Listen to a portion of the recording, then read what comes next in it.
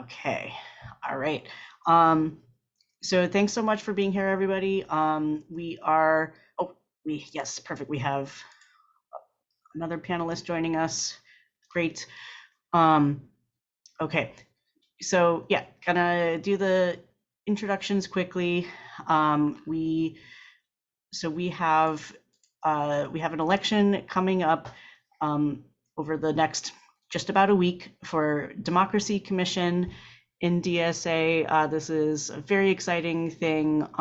We've got there's just under 50 candidates to work on the Democracy Commission, which was a resolution passed at our last convention that it's going to spend some time researching parties from other places and bringing that information to membership, like synthesizing some ideas and working on some different proposals to hopefully have some like really broad buy-in to bring to membership at the next convention.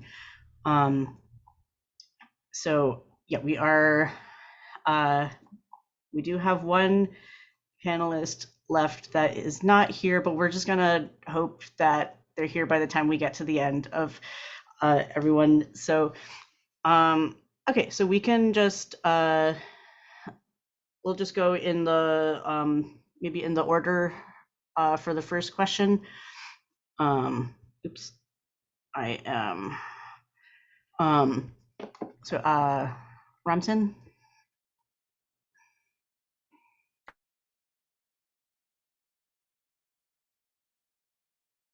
Can't hear you. Yeah, can't hear you.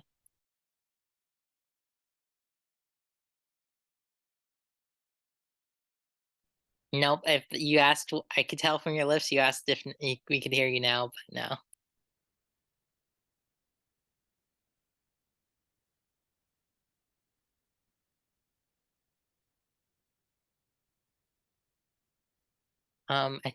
Connell, I think we might have to skip Ramson and hope the mic issues solve themselves.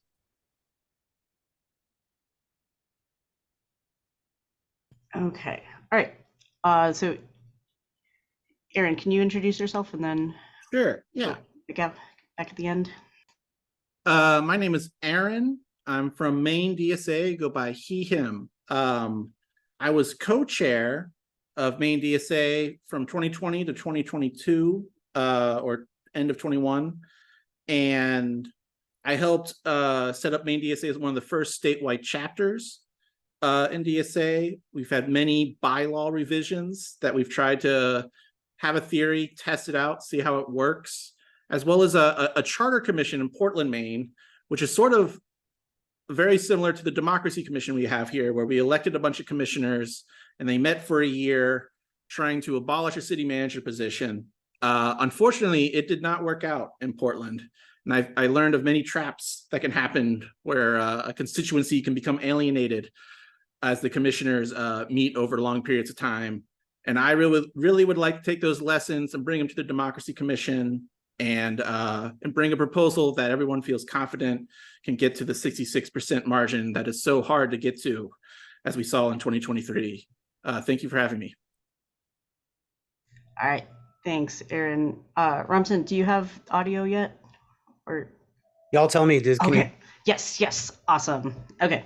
And here we're just giving an intro, right? This isn't the first question. Yep. Just 1 minute introducing everyone. You got it. My name is Ramson Cannon, he, him pronouns. I'm a member of Chicago DSA. Been a member of Chicago DSA since 2016. I've been active in various left and labor left movements for about 20 years. I know that looks impossible given my baby face, but it's true. In my time active in Chicago DSA, obviously with the Refoundation time in 2016, I helped lead our restructuring of our chapter here. I also served on the National DSA's Incorporation Committee between 2017 and 2019, helping new chapters incorporate. And in that time, also help resolve some internal disputes that were happening, or at least mediate them. I think the work of this commission is very important. as much to help us all get to know each other and understand the differing views and questions that people have that are bringing into this. I think the process itself is going to be very beneficial for the organization. All right. Thank you. Sunwall? Hi, can you hear me? Right. Hi guys, I'm Sanwal Yusuf. I'm a member of the Philly DSA. I joined in April 2020, but I've been part of like the larger kind of international socialist / communist parties and organizations since I was like 13 years old. I was raised up in Pakistan, grew up in a very left-wing family. My grandmother organized for the very first socialist PM there. My mother was a revolutionary feminist. My father, Marxist-Leninist, who opposed the dictatorship in Pakistan there. And then very early on, I got involved in opposition to the blasphemy law, had to flee Pakistan to not die, and moved to the US and eventually joined DSA in 2020. I was a member of the steering committee of Philly DSA from 2021 to 2023, and where that I was doing political education. So I'm definitely very interested in the question of democracy within a socialist organization as it's growing through different phases and so on. So yeah, happy to be here. Awesome. Thank you. Judith? Yeah, hello everyone. My name is Judith Chavarria, they, she, and I'm a member of the YDSA chapter at Florida International University, as well as co-chair of Miami DSA's Bodily Autonomy Working Group and a member of Reform Revolution Caucus. I recently took on the responsibility of drafting and passing significant democratic reforms in my local YDSA chapter, which included the restructuring of steering committee responsibilities, implementation of Robert's rules, creation of new member orientation programs, and implementation of member-run processes for political participation, such as encouraging the submissions of member-submitted proposals. I also helped organize support from YDSA members for the agenda change, which passed at the DSA convention, and care a lot about internal democracy. So I'm really excited to be a part of today's discussion. Thank you. Justin? Hi, everybody. I'm Justin Charles. I use he, him pronouns. I'm from New York City, and I'm a member of the Communist Caucus. I just served 2 terms on the National Political Committee.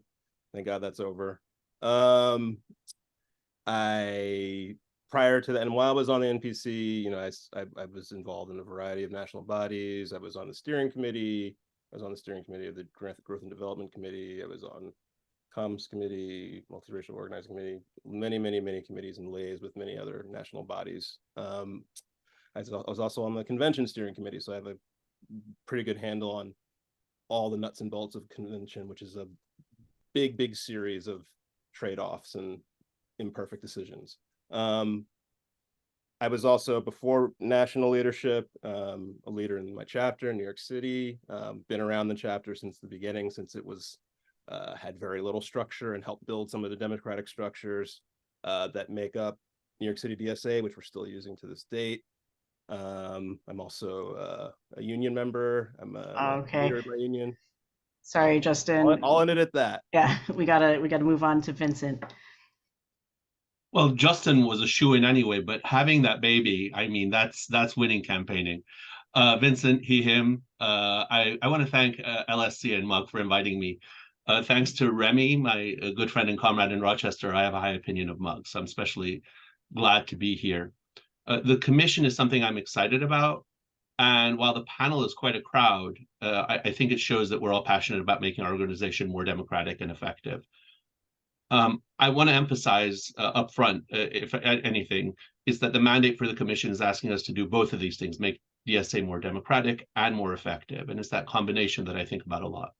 I've been active in socialist politics since my childhood in the Iranian Revolution of 1979, mostly through an Armenian socialist organization, so I have a lot of organizational experience to draw from. And I've been a proud and active member of Rochester DSA for a few years.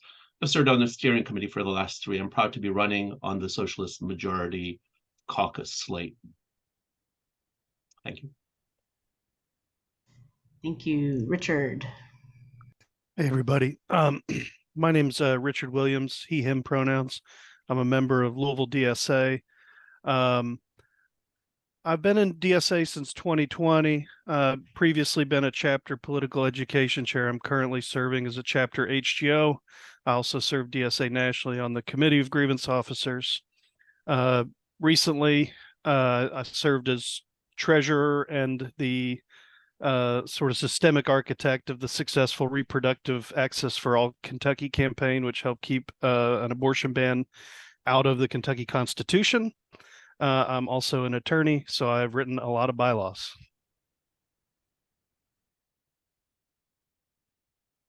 All right, Nick. Hey everyone, Nick, they, them. I am in Lower Hudson Valley DSA. I am on the steering committee. I am the coordination lead.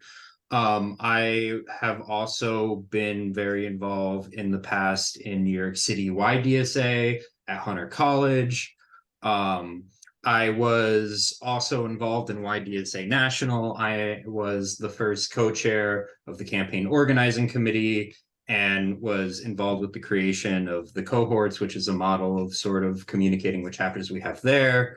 I also built the labor working group in my chapter and have been very involved in the solidarity efforts. We just recently supported the UAW picket in Tappan, New York, in Rockland. And yeah, I've seen sort of a lot of different conditions, and I want to sort of meld those conditions to make us more effective and democratic. All right, thank you. Olivia. Hey everyone, my name's Olivia Merrill, pronouns she, her. I'm running with the groundwork slate for the Democracy Commission. I helped co-found the chapter DSA Cincinnati in 2016 is when we started the OC. And ever since then, I've served in different leadership roles, paying attention to what makes the chapter run most effectively, how we can best make sure things work locally. My experiences with trying to make sure that we can build a chapter that's capable of winning things locally is what led to the knowledge that I used to write the article To Win the Future, DSA Needs Stronger Structures, which I released in 2020. For me, the big thing as a project we need to take on is, as Vincent mentioned, both the democratic and instrumental character of democracy for us, but also the question of not just developing strong structures in writing, but developing a strong membership that is capable in its development of engaging in wielding democracy as an organization. All right, thank you. Sean. Hi, everyone. My name is Sean. I use they, she pronouns, and I'm also a member of DSA Cincinnati in Northern Kentucky. I am a founding member and current co-chair of the University of Cincinnati YDSA chapter, a member of YDSA National's campaign organizing committee, and a founding member of the YDSA Caucus Constellation. Additionally, my candidacy for Democracy Commission has been endorsed by the Caucus Red Star. I spent a lot of my time in UC YDSA thinking about the structures of our chapter and how we can best work to engage members in our chapter directly and build up their leadership capacity so that the chapter can continue to grow and exist after all of the leadership graduates. And I want to apply that knowledge on Democracy Commission, and my three main priorities on Democracy Commission is strengthening the two-way connection between chapters and national, creating a base level formalization of caucuses in DSA, and making sure that any large structural changes that the commission comes forth with properly include and integrate YDSA at both the local and national level. All right, thank you. JC. Hello, my lovely comrades. I'm excited for today. My name is JC. I'm the co-chair of Connecticut DSA and the LSC candidate. So I've actually done a lot of stuff, but you could read about in my application, which I hope everyone here reads as many of them as they can, but I really worked hard on mine. So, but the one thing I actually forgot to mention was in 2021, I made a resolution to better compile resolutions. So if you liked being able to read all of the resolutions in one place this time, you can thank the workers who actually did the work. And then if you really want to thank someone else, you could probably thank the convention that passed it. But if you're tired of thanking all of those people and want to try, maybe someone else, you can hopefully thank the chapter member who gave me the idea to write the resolution. But yeah, so I'm very excited for tonight. I'm going to talk more about the philosophy behind some of the common sense solutions I want to propose, and I'm excited to get to know all my other candidates. Hello, friends. All right, thank you, JC. Don. Good afternoon or good evening, depending on where you are. I'm Don Driscoll. He, him, I also answer to the AHO. Folks, I've been an activist since I was 14, involved in the labor movement since I was about 16. Come from a family, I decided I was a socialist as a little kid because I listened in mass to the Sermon on the Mount.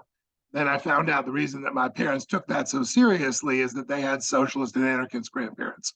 I'm a fifth generation union member. I have worked as an organizer since 1988. I joined DSA at Oberlin College in 1984. I pretty consistently maintained my membership. And the best thing that happened in 2017 was this becoming a mass organization with an average age substantially south of mine. It's exciting. It's a huge opportunity. I got talked into running for this because as an organizer, one who's fueled by certain principles I mentioned earlier, I've helped unions reform constitutions and build a constitution for a union that would grow and develop and include more people as we grew. And I've helped 3 or 4 different. So sorry, Don. We gotta, yeah, sorry, it's Thanks. very quick here. All right, thank you, Gerard. Yeah. Hey, everyone. My name is Gerard, he, him. I'm based in New York City. I immigrated here from Romania. I've been a DSA member for more than 4 years. I'm a member of Emerge. Initially got involved through the Bernie campaign in 2016, and I joined DSA in 2019, and I've been organizing closely in the international committee over the past 3 years to help build our anti-imperialist work and develop our international relations with other left-wing parties, organizations, elected organizers. And I was just recently, earlier this year, on a delegation to Okinawa with Zenko, where I spoke at their National Assembly. I'm also currently on the leadership of the NYC DSA Anti-War Working Group, where I've been helping lead our chapter's Palestine organizing on the Not on Our Dime campaign, and with our current response, organizing to stop the genocide in Gaza. And I'm excited to be here and to help, if I can, with restructuring our democratic internal structures. Okay. All right. Thank you, everybody. We are miraculously right back on time. Okay, so the timer has gone up to 2 minutes now, and we're gonna go through. The first question is for everyone. What do you think democracy is in DSA, and how should members relate to DSA nationally? So it's the same order of panelists for this one. So if people lose track, I will call on you, Ramson. Thank you. And, I want to reiterate, thank you to the organizers for putting this together and the other panelists for taking the time to attend this and do this, and obviously to run.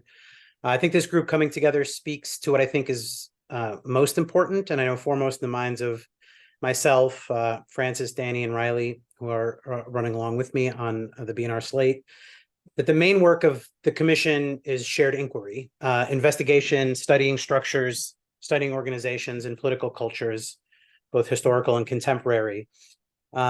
When investigation is your purpose, starting with questions, I think is really important. We should be hungry for any and all information, especially surprising information. I think that spirit to us is really important.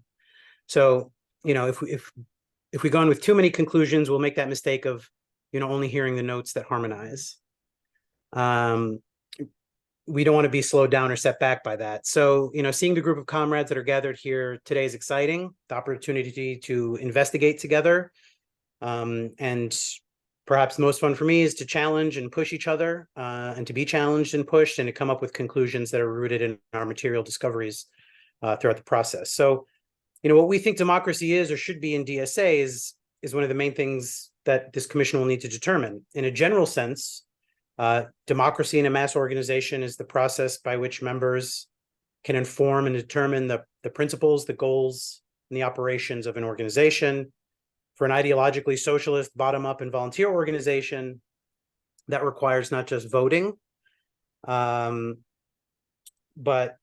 informal discussion as well as formal debate, political development for a new member and for cadre, not just rules, but also cultural norms.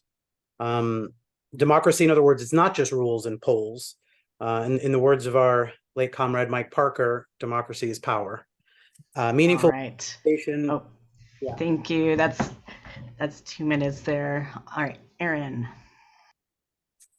The 2-minute responses are rough, having done a couple of these now. To me, democracy is how we teach members that they are protagonists of their own story. And what I mean by that is that, or like the idea of mass protagonism is I think essential to a mass organization. Is we want to be filled with cadre who are able to act and do things. I don't think that comes from overwhelming support for a decision one way or the other, but actually comes through the confidence to work through differences, to be able to voice your opinion because you know that it will be valued and it will contribute to something. And I think that's how we build buy-in to this organization. I believe members should relate to national as they relate to their own chapter. I do not think that is currently the case. That is like the ideal, that national would feel like an extension of themselves where they can affect change. I think often that's because it's very hard to affect change on the national level when compared to your local city council. But yeah, I think that should be the general idea, is that national empowers membership to affect change on the national level. And I am currently an independent. Lighthouse has dissolved since convention.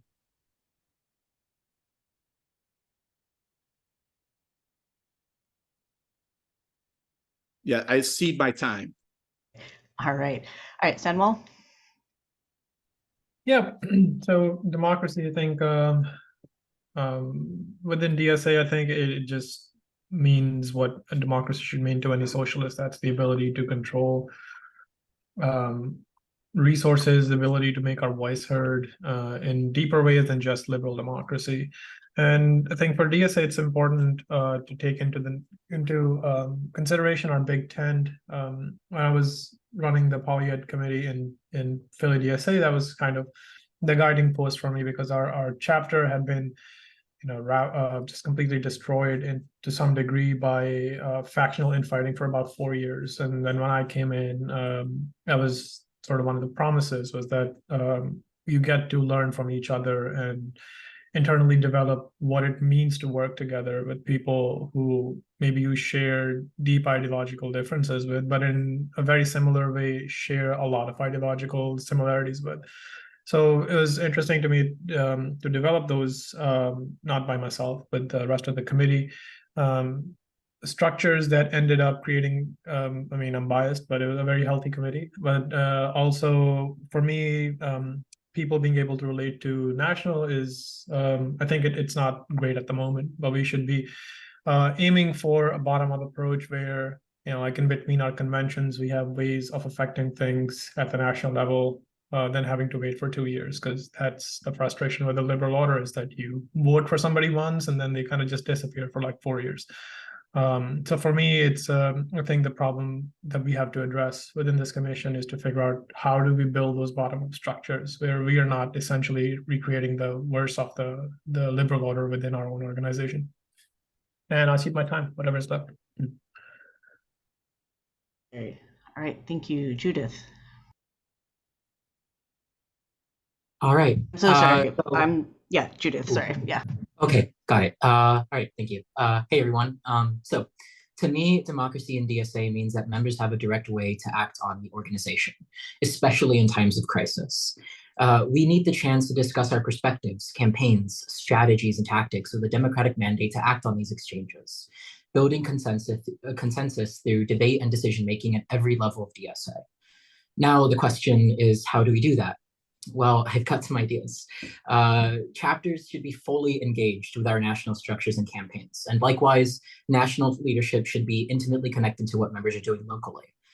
Democracy is, in part, about creating cohesive organizing structures, after all. facilitating engagement, discussion, and a sense of participation across the organization, creating channels so that national campaigns are influenced by chapters and chapters are influenced by national campaigns, allowing a dynamic back and forth where members and people feel like they know what is going on and feel like they can influence what's going on. These are all things that DSA can't do without, because our democratic structures make us a more dynamic, receptive organization. In addition to all this, we should also be using our publications, such as Socialist Forum, to resolve debates through rigorous and productive engagement to dissipate, rigorous and productive engagement, rather than allowing membership engagement to dissipate without any form of resolution. Ultimately, democracy should be intuitive. Someone should be able to join the organization and see clearly how our most important decisions get made and why they matter so much. This is the foundation of an effective class struggle approach, and I think it's the Democracy Commission's responsibility to help facilitate it. Yeah, I see it for the rest of my time. All right, thank you. Justin.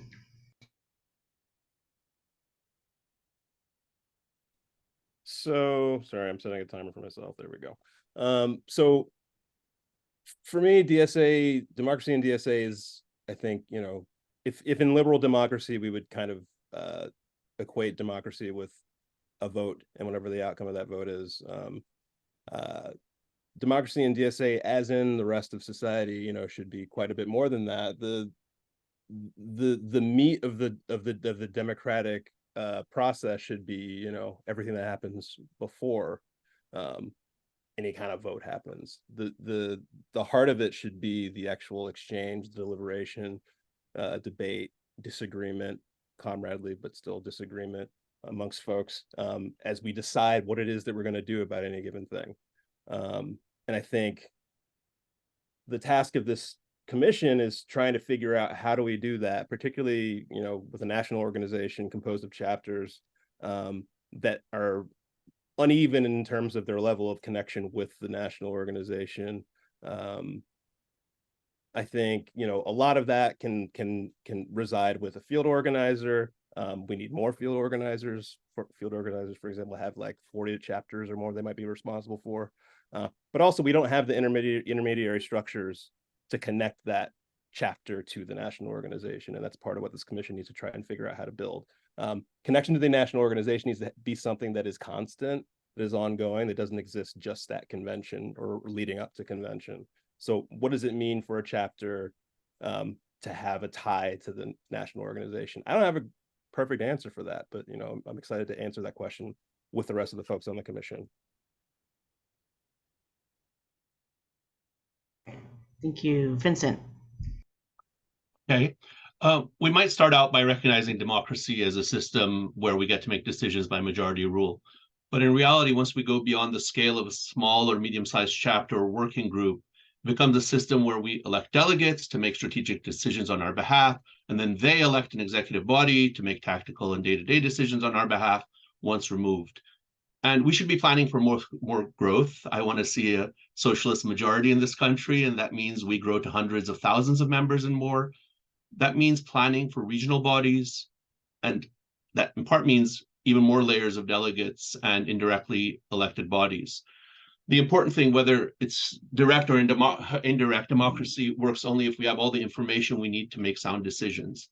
And so it has to mean transparency or good, unvarnished information flow. And the corollary of transparency is trust. I appreciate what some panelists have already said about culture. My comrade Kate is one of our HGOs, and even though I may not have any knowledge of what issues she's addressing in that capacity, I trust her completely to do that work in good faith and with great competence. And I trust her because of a track record that, you know, I've seen. So what that brings us to accountability, which I also think is an essential element of democracy. But I'll discuss that further when we get to one of the later questions. Finally, democracy has to include freedom of expression. I feel strongly that individual members should always be free to criticize our leaders in good faith and in a comradely fashion, though preferably in member-only forums. But I emphasize individual members because, to be transparent here, I strongly oppose any kind of public criticism of DSA, the convention, or MPC by any working group or other entity that carries the DSA name. So these are just some initial thoughts, but I agree with Samuel and others that what we're trying to do here is figure it out. and figure it out together. And these are great answers that I've heard so far. So I'm looking forward to that if elected. All right, thank you, Richard. I think, the Socialist Project has always been understood, I think, as a project of worker self-liberation. It was the first principle of the First International, and I think it's something that needs to continue today. How do we do that? Well, it's through the expression of our democratic process, where the working people, control their own destiny, as it were. To that end, I think of democratic socialism not as sort of a discrete political ideology, but a declaration of method. And I think there are some things we do, in terms of democracy that are good, and there are some things that are less than good. I think, members by and large are attenuated from the national organization. There are several reasons for this, but I'll just point out a couple. First is the highly federated structure of national DSA. You have a complete disconnect between chapters, convention, the NPC. We're bound to this sort of what seemingly iron rule of 10%. 10% of members are active, 10% of those active members are elected delegate, and they choose the NPC. Committees are not beholden to what other parts of the national organization want them to do. The other issue we have is, there's disparate interests between sort of smaller chapters and larger chapters. I think we've made some progress here, but in the 2021 NPC, 8 out of 18 members were from the New York City metropolitan area. If we want to be a political organization, we got to act like one, and that means building out DSA as a democratically run socialist political party. In doing that, we're going to have to hand over big decisions to the members, and I think the gold standard here is one member, one vote. It's something, if we can't do it immediately, we need to work toward it. How did Labor get Corbyn? One member, one vote. How did UAW get Sean Fain? One member, one vote. Thank you. All right, thank you. Nick? Yeah, so I agree with a lot what was said, but I want to I guess, for me, democracy is membership control. And I think a big part of the Democracy Commission is figuring out what direct mechanisms of democratic control for the membership can actually be effective and represent members accurately. Personally, as a member or as on the leadership of a small to medium-sized chapter, even though I'm right next to New York City, you can feel very, very detached from the greater organization. And I'm kind of the national crank in my chapter. People look at me with three heads when I talk about caucuses or whatever have you. And I think that there's a real issue with kind of DSA saying that it's a sandwich, but really being two pieces of bread with a thin slice of ham in the middle. And, we really need to get those veggies. We need to get more meat, cheese, condiments. I think things like district calls are really cool ideas that need to be revamped to have more sort of input from members and have different members of different chapters talking to each other. Town halls. I think there's a really serious issue, the fact that we as MUG and LSC had to put on this panel, and this panel isn't being done by national. There's a lot of really great independent candidates who are hard to get in contact with.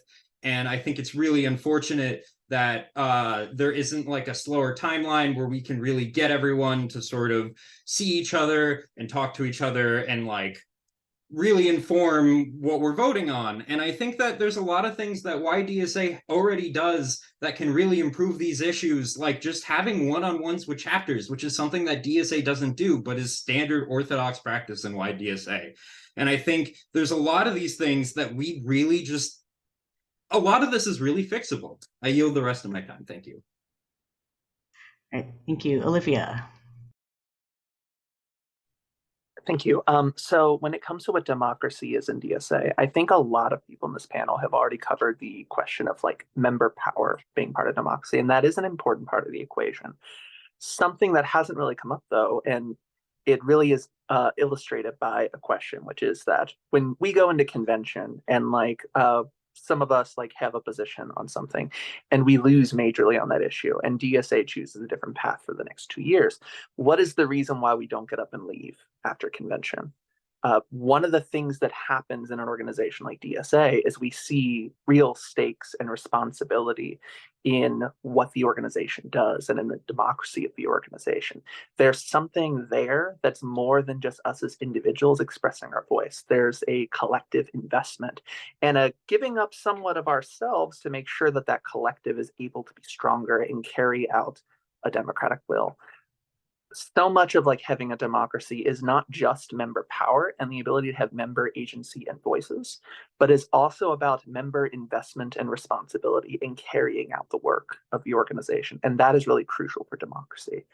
As far as how national and chapters relate, I think one of the issues that we deal with is that in practice, very frequently, chapters and national exist as fundamentally separate organizations due to the nature of how DSA has evolved. And very often there's a discussion of like, well, should we structure DSA to be more bottom up or more top down? And the answer to that question, in my personal opinion, is yes. An organization that's very effective is going to be one that is much more bottom up and more top down. The two are going to be tied closer together and have more control over each other. And that's what a more democratic DSA will ultimately look like for us. Thank you, Sean. Okay, so like many other panelists have said, in DSA, democracy is not just about voting, but I think that democracy is actually about letting the membership follow through on the actual work that gets proposed and passed at convention, and which is proposed and passed by the NPC, giving them actual agency, like Liv said, over the work that we do. And when we talk about this like concretely in DSA, the big difference when we talk about pre-2016 DSA, which is what the current structures were built for, and the modern DSA, besides our obvious political differences, is a significantly larger base of extremely skilled member organizers. And so in order to facilitate this, leveraging that greater base of members and facilitate a more democratic organization, we need to create more open structures within the organization that allows individual members agency over the work that we're doing, to not just, have a say or a vote in the work that is carried out, but to actually take on the responsibility of ensuring that that work gets done. This is a topic that I talk about in my own YDSA chapter all the time, that, you can vote to do something, that doesn't mean it gets done. And so if voted onto Democracy Commission, I would really like to work on standardizing the structure of our national bodies to open them up to membership. Additionally, when we talk about the relationship between members and national, this is a topic that comes up in YDSA a lot, and we need to start building a culture in which this is a two-way relationship. If members and chapters are going to have a greater decision-making power in the decisions of national, which they absolutely should, right? We're a democratic organization that should have a say, then the decisions that they make need to hold weight in the organizing that they do in their day-to-day lives, especially when we talk about like structural decisions when it comes to like our grievance processes and like basic democratic rights of members in the organization. And so we need to make sure, sort of like Liv said, that like we are one single organization, and that as we increase the amount of input and true democratic processes members have, that those decisions trickle down onto our chapters as well. Right. Thank you, JC. Hello all, it's your girl again. So very excited to this question. So so DSA can at times be one of the most democratic organizations in the country. There is a real sense from membership that we are trying to build something. Something that really hasn't been done for as long as most of us have been alive for. But democracy is more than just voting. It's about commitment and ownership of work. I don't know if anyone else has the concept in chapters, but on a lot of like smaller committees, people will say like, oh, don't vote for this unless you're actually going to do the work. So don't vote for to do the phone bank if you're not going to show up to the phone bank and make the calls. That's something I really believe in. So when we vote on things, we're committing to making that thing happen. The national parts of our org, though, don't always give members the opportunity to practice this sort of democracy. And as such, like there's a big sense of distance for the national org. But that's one of the things I really hope that Democracy Commission can get rid of, because right now it as it stands, for a lot of members, they can go their entire time in the organization and just never interact with the organization. I think I like Nick's idea that the national crank, where it's like you're actually crazy for being involved in national work and not and whereas I think that's part of the cultural issue here. If we want our the organization to feel and run like the way our chapters do, we have to start acting like it. So I actually think Olivia had some of the some good points in that regard in terms of responsibility. No, that's crazy. LSC agreeing with groundwork, but it's true. And I think that that's sort of one of my guiding philosophies. All right. Thank you, JC. All right, Don.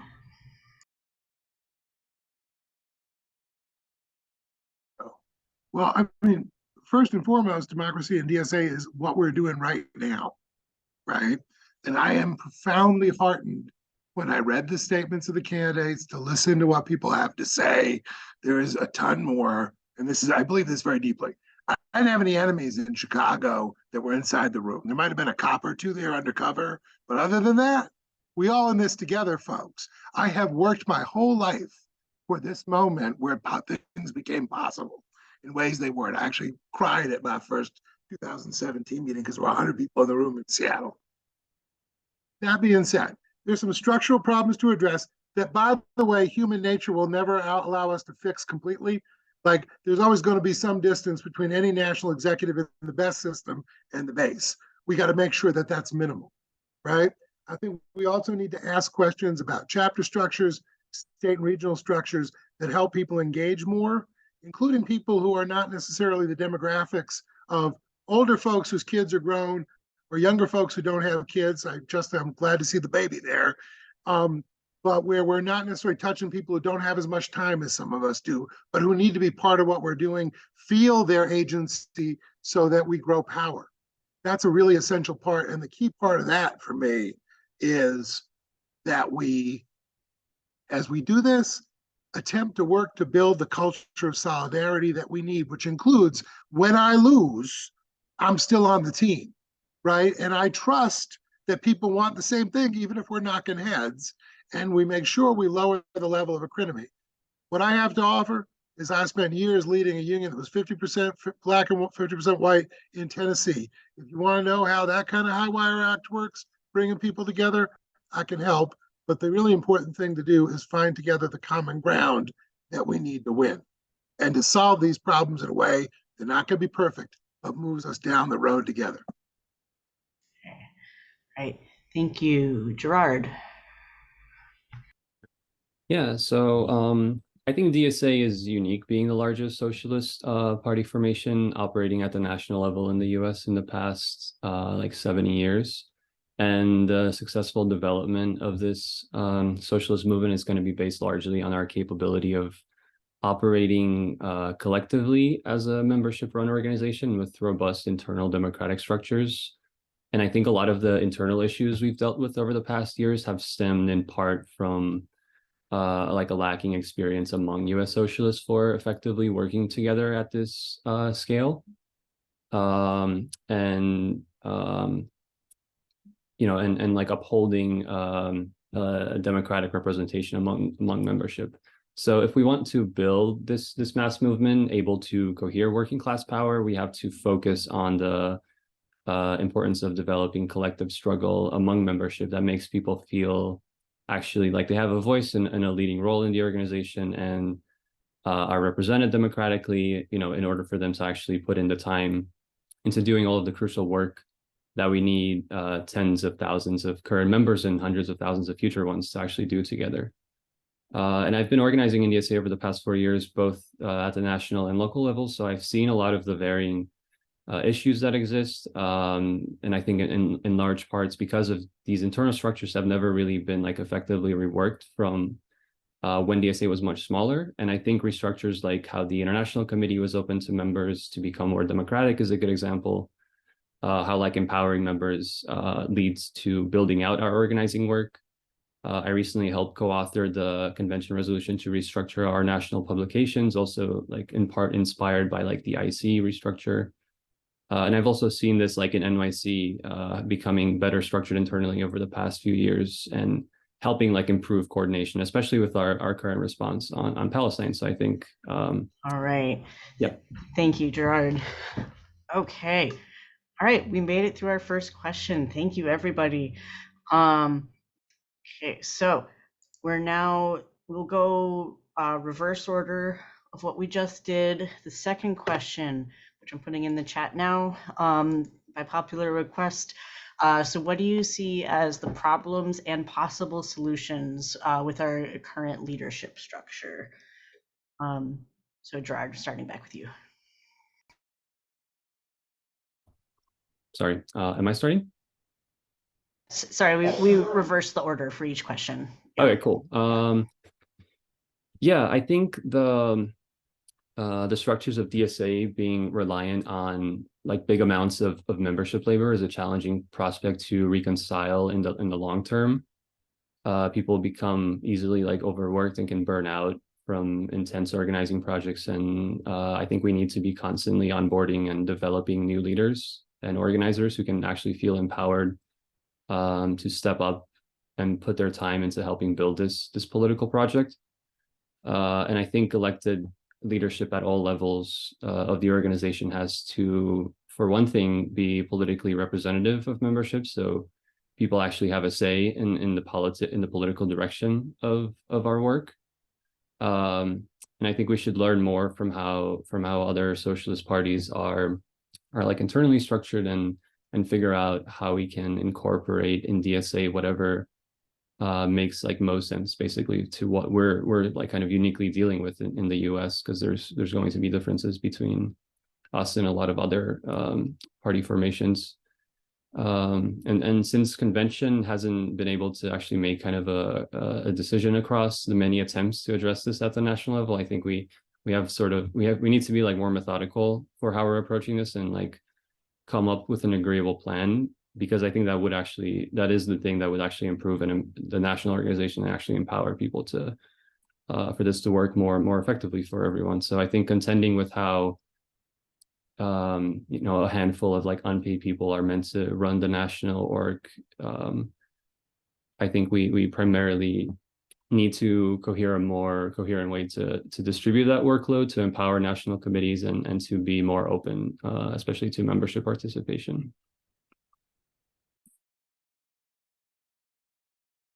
Thank you. Dawn. The clear thing that, while I don't think anyone here has a exact prescription about it, is that there needs to be a body between the MPC and the chapters that is able to be consultative, take certain kinds of actions, and engage people. I'd argue that I feel fairly certain that body should be rooted in chapters, because chapters are actually more likely to be able to hold accountability in their hands, because people actually have first-person relationships that are still somewhat mediated by Zoom, but are more likely to be face-to-face. I think we've also got to spend some time working on structure models that pull more people in to chapters, because that's where people are going to get engaged. All politics is local. There are people who would never attend a union convention, would never miss a meeting in the break room at their shop. Like, there's a union context for which I come. And we've got to be able to do both those things and keep building trust. I'll keep hitting that every day.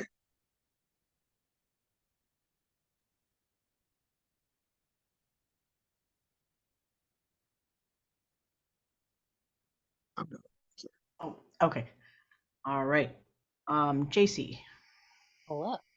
So currently, I know I think DSA leadership is very top down, and I mean that in maybe one of the worst ways, where like I said earlier in my previous answer, that there is that sense of distance, and I know every org is going to feel that sense of distance, but I've talked to people in other orgs, and people will say that talk about how much they love their the national section of their org, or and I don't know if anyone here has had a member just uncritically say that about DSA, and I see Aaron laughing, just because it's very true.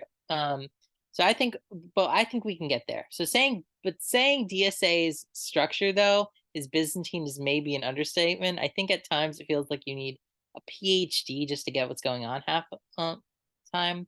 That's not efficient for onboarding people, and it skyrockets the difficulty when it comes to something as simple as just getting people to run for DSA convention. I want to make this more navigable for the average person. And I have a 3-point plan for as part of that.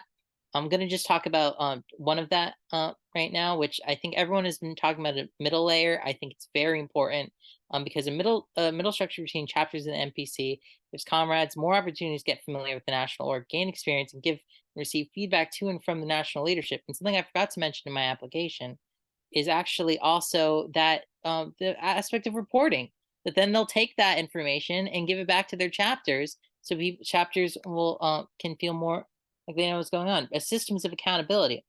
I think I'm gonna just cut it off there, though. And thank you all so much for your time. Okay, Sean.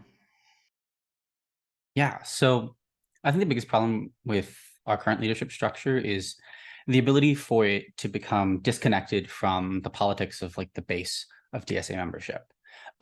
Whether that is due to vacancies on the NPC or just changes in the politics of membership. 2 years is not a long time in the grand scheme of things, but it is long enough that people's politics change and people's opinions change.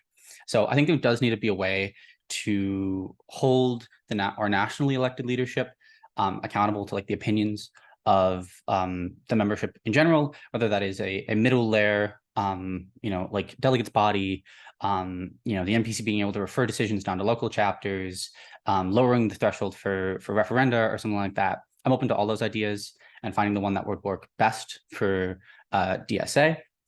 But I think that's like an important thing that we need to fix. However, we can't just be concerned with the NPC leadership, but also with the leadership of all of our other bodies and committees and working groups. And this goes back to my previous point about like open structures. And I think this difference is best seen when you compare the National Labor Committee and the Commission and the National Electoral Commission. To my understanding, there's like a wide gap in the amount of capacity between the steering committee of both commissions, with the NLC having this more open structure, has a lot more capacity, both in its leadership and its membership compared to the National Electoral Commission. And as well as the capacity of the committee as a whole.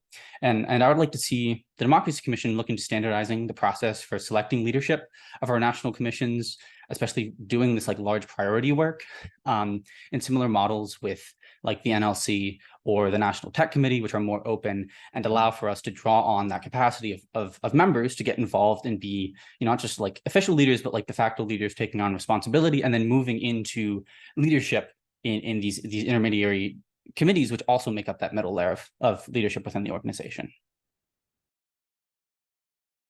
All right, thank you, Olivia. Thank you. So when it comes to leadership in the organization, and I want to be clear that for my examples, I'm talking about like NPC, but then also multiple leadership in like other national bodies as well. One is that we do have a real like barrier in terms of the development of leaders up to the national level, where there are many people that often will become very developed and sophisticated in what they do on a local level and engage with chapter work.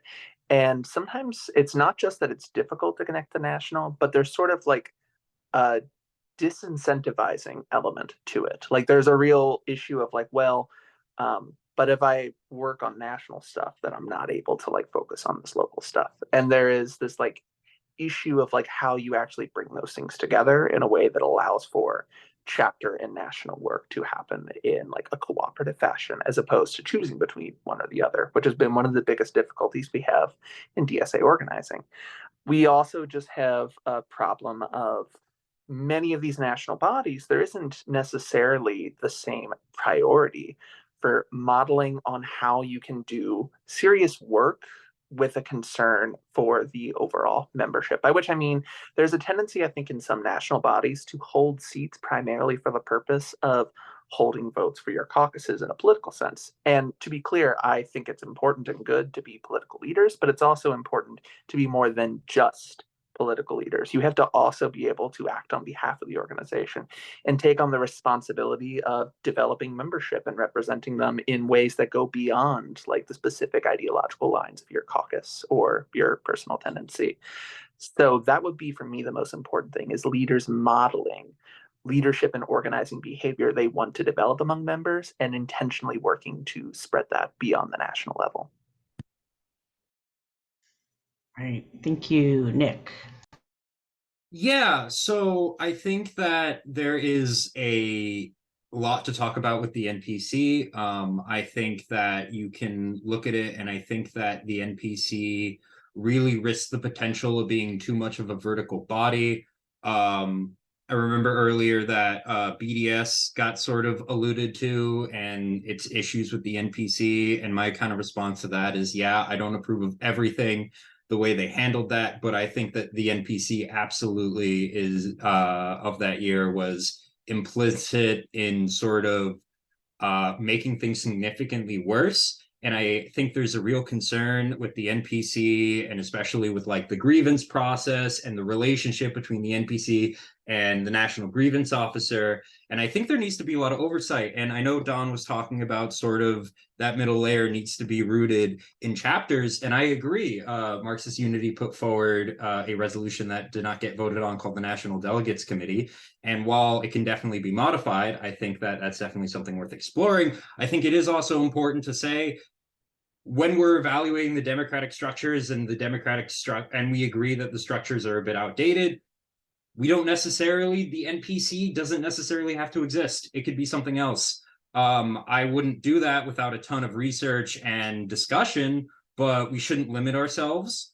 I do think the NPC as it stands works fine. I think that, as people were saying about the middle layer, I think that's really critical if we really want to get things working. And I think we also should consider sort of both oversight bodies for the NPC and other leadership committees and chapter leadership, for the record, especially in big chapters where you can get sort of entrenched cabals of people. I think that's really bad, and I think we need to investigate what to do with that.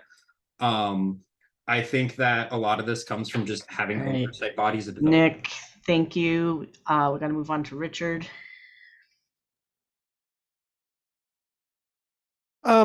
Yeah, I you know, if I were going to identify one problem, just pick one, of DSA's leadership structures, we have a big communication problem. And it's not just the NPC, it's pretty much all national bodies. You can't go on the website and see every committee or working group. They're not all listed there. Everybody's got their own website. You don't get emails from people unless you sign up for their individual active networks. Emails are inconsistent whether I get them or not. There's no organized record of national decisions, and everybody kind of just does their own thing more or less. And, and with respect to committees, they have widely varying membership standards. A lot of the previous speakers talked about building out the middle layer, and I think there's some merit there, but I don't feel like that's the solution in itself. I think what we need to be focused on is democratic accountability for our leadership structure in whatever form it takes. Things we can think about are like committee and campaign charters, charters being reviewed from time to time, reworking the recall provisions in the Constitution, because I think in practice they're currently impossible to invoke. And electing NPC replacements. That's just a few things. And I think additionally there's the question of soft power within the organization by unelected staff, I guess. They wield real power within what actually gets done. And when we decide something, we need to be able to do it, and we need to make sure we do it. Right. Thank you, Vincent. Well, we're asked to talk about problems, and I want to start by saying that DSA is an amazing organization, and day after day, I feel pride in my comrades. At a time when so many are experiencing despair, comrades rise to the occasion. We're out in the streets, on the phone, organizing, advocating, fighting, and making progress. So before I talk about problems, I just want to say there's a lot we do right. Now, we saw 3 Palestine Solidarity toolkits come out of the organization within a few hours of each other. And we can take that as a good sign of an enthusiastic, vigorous organization eager to lead.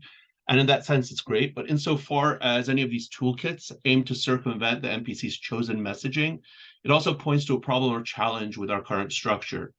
Within the constraints of policy set by the convention and the NPC, working groups and commissions and committees have a lot of room for democratic maneuver. But in my opinion, they must ultimately defer to the NPC. This is a foundational principle. Otherwise, we're not one powerful organization, but a loose coalition of socialist committees and working groups. That aside, for a couple of reasons, I'd like to see our national leadership, the NPC, or whatever you want to call it, as someone pointed out, expanded. One reason is that it's a lot of work. It needs to be spread out more. Another is the widespread concern that we need some sort of oversight for the NPC. I want to observe in passing that the bylaw provision for an enlarged NPC put forward by the Socialist Majority Caucus garnered 60% of the vote at the 2023 convention. It was a far from perfect provision, but it's a good example of the SMC skill at building consensus. Now, we all have 2 years to improve on it. And I love JC's discovery that she can agree with Olivia from groundwork. So what I say is let's build consensus together. Right. Thank you, Justin. Yeah, people have said a lot of things that I agree with. I think there are lots of problems and lots of possible solutions, but I'll highlight a couple big ones. I think one, the NPC has too much to do. It's too small. I know there was a lot of feelings about the SMC proposal, democratized DSA. I don't think it was perfect, but I supported it because I think we needed to get something done at this convention. That's okay that we didn't. We'll figure it out on the commission, but I think a larger body is extremely necessary. The finer points we can figure out. I think a body that has one, like, you can't, like, when I was on the NPC, I had like 8 bodies that I was a liaison to. That's ridiculous. Like, and some people had 1. So like there has to be standards as to like how many bodies you're a liaison to. There's to be a min and a max. We need that intermediary layer, like we've talked about already, people have already said. And that should be one that's not just like another body on which people hold seats, like Olivia was talking about, but like one that I think has real connection to chapters. Like I think chapters, the connection between chapter and national is a big part of this, and there's like, it's a big multifaceted problem, but I think like essential to that is mandated national to chapter connection. Like there has to be a liaison at the chapter level that like has to care about national stuff, because the unevenness is like really detrimental. I mean, I could talk about it a lot. I know about it a lot because I've seen how fucked up it can be firsthand, up close and personal. But those are the 2 big things on my mind. The NPC needs to be bigger and a little bit more structure around what we do on that body, and we need that intermediary layer and like tangible connection between the national organization and chapters. All right. Thank you, Judith. I'm really excited by a lot of the stuff that folks have mentioned so far. So I hope I can add something unique to this conversation. I think it's clear that DSA has a deficit of democratic activity, debate, and education, while staff lack oversight and accountability to members. Until this year, chapters didn't get to set the agenda for regional organizing retreats. Things like that shouldn't happen in a member-run organization. Instead, members should be actively working alongside staff to make the most of organizing retreats with agendas that suit their specific circumstances. Our biggest strength lies in the fact that we're a multi-tendency mass membership organization, but that's not fully reflected in our democratic structures. There's currently effectively no way for members to recall NPC members when they lose support, nor is there a way to hold special elections when there are vacancies. I think the fact that we were unable to fill the NPC vacancy prior to convention shows that it's not a decision that should go without broad buy-in and member participation. But most importantly, DSA needs national representation, democratically elected at the chapter level, similar to the National Delegates Council that we unfortunately didn't get to discuss at convention. What's missing from our organization is a direct link between chapters and national leadership, and a way for the former to hold the latter accountable. This affects our ability to give democratic input, which in turn affects our political and practical strength. Without structures like this in place, members are not empowered to address political issues as they arise in the years between conventions, and chapters aren't empowered to see themselves reflected in DSA as a whole. As it was written in Arndar's DemCom announcement, members are already making their voices heard. Now let's give them some power. I would be a strong advocate for a delegates council on the Democracy Commission and would work with other members of the commission to get consensus around how it should function. It's really important to me that we get this right and build something good for DSA. Yeah, I see the rest of my time. Oh, that was the end of your time. I was just about to cut you off. All right, Sanwal. Yeah, I think everybody's made great points, and I don't think I'll be adding anything uniquely new here, but just to maybe add my perspective on those points, I think definitely I agree that NPC is definitely very overworked. Having been part of the IC since 2020, it was the very first thing that I joined.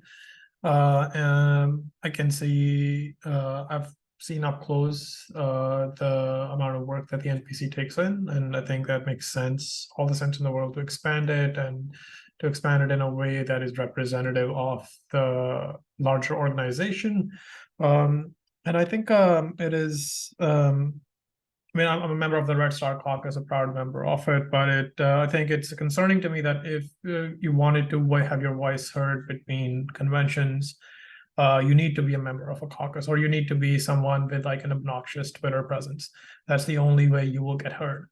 Now that I think is not something that is healthy in the long term. And having been part of like both medium to like a higher count chapter, I can certainly sympathize with the burnout factor of it.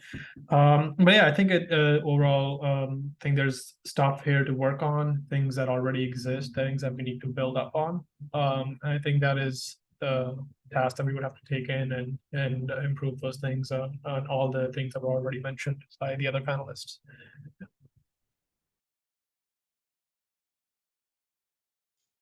Okay, Aaron. I love going at the end because the answers are so much more casual because all the good answers have been given. And Ramsden talked about shared inquiry, so I'm just going to gripe for 2 minutes because I think there's a lot of easily identified problems. I'm looking forward to working with people to finding shared solutions that everyone agrees with. I think the biggest problem is that there's not a bar that the NPC can go to hash out their problems. The fact that we have a leadership spread out across the country, and the only way we can relate to each other is through meetings on Zoom or brief quarterly meetings in person, causes a lot of problems with trust building on what turns out to be a very short term in some ways for 2 years. I think the other thing, I think chapter leadership outside of NPC is one of the most demanding positions you can be in, depending on how active your chapter is. And as you step up in chapter leadership, a lot of times it's about stepping back to let others step forward. You sort of work on keeping the lights on, a lot more admin tasks so others can like sort of shine. But every once in a while on the chapter level, like in Maine, we were able to put on a COVID vaccine clinic because we found out that any nonprofit can request COVID vaccines, and we were able to do that. And steering was empowered to make that happen and do all those things. And I think it'd be very hard for the NPC to act in that fashion. They are so sort of like so far back that there's no like active work for them to do stuff on or take leadership on. And I think that they can't even build relationships with other members. And so it just makes the NPC is sort of structurally in the ivory tower, and it causes, I think, a lot of the disconnect that we got going on.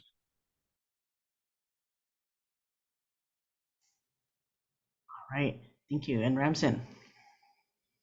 Yeah, you know, I think there are some things that have come up repeatedly that are fairly clear at this point. I think an NPC is overworked and needs to be expanded, and the membership generally voted for that. Not at the degree necessary to pass it, but clearly there's a tendency to support that. I think the big thing is the organization needs a vibrant culture of discussion and debate at multiple levels that puts politics first. And that results in majoritarian decisions that the leadership at the very top can directly execute quickly and effectively. And I think, that requires our political leadership at the top to visibly themselves pose political questions, and chapters to offer the space to discuss and debate those questions so that they can send guidance to the top level of leadership. I think the common theme that I've heard from all our comrades here is that there needs to be a primary relationship between the membership and the leadership at the top. People talk about an intermediary layer, but that doesn't necessarily mean an intermediary body. In some sense, the chapters are an intermediary layer.